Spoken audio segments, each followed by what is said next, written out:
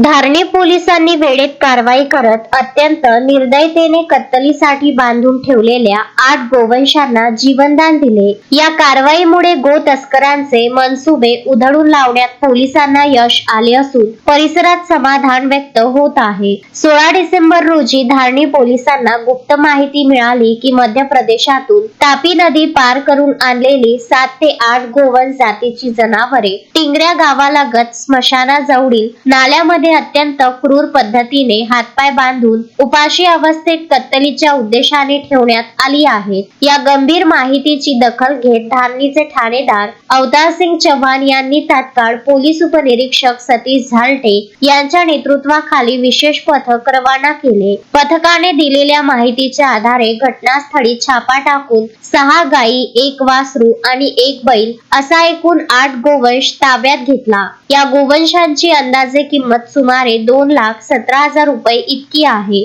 दरम्यान या प्रकरणातील गो तस्कर मात्र अंधाराचा फायदा घेत फरार झाले असून त्यांचा शोध सुरू आहे। गोवंश मध्य प्रदेशातून आणले असल्याचा संशय पोलिसांनी व्यक्त केला आहे। या प्रकरणी पोलीस अंमलदार मोहित आकाशे यांच्या तक्रारीवरून पोलीस स्टेशन धारणी येथे महाराष्ट्र पशु संरक्षण अधिनियम 1976 तसेच महाराष्ट्र प्राणी छळ प्रतिबंधक अधिनियम 1960 अंतर्गत गुन्हा दाखल करण्यात आला आहे। सदरची संपूर्ण कारवाई ठाणेदार अवतारसिंग चव्हाण यांच्या मार्गदर्शनाखाली पोलीस उपनिरीक्षक सतीश झालटे, पोलीस अंमलदार सतीश राठोड, मोहित आकाशे, जगत तेलगोटे व मंगेश मानमोडे यांनी यशस्वीरित्या पार पाडली। धारणी पोलिसांच्या या कामगिरीचे सर्वत्र कौतुक होत आहे। तस्मीन शेख, सुलेमान मेमन, शकील अहमद सह जुगल किशोर जयस्वाल, विदर्भ न्यूज, धारणी।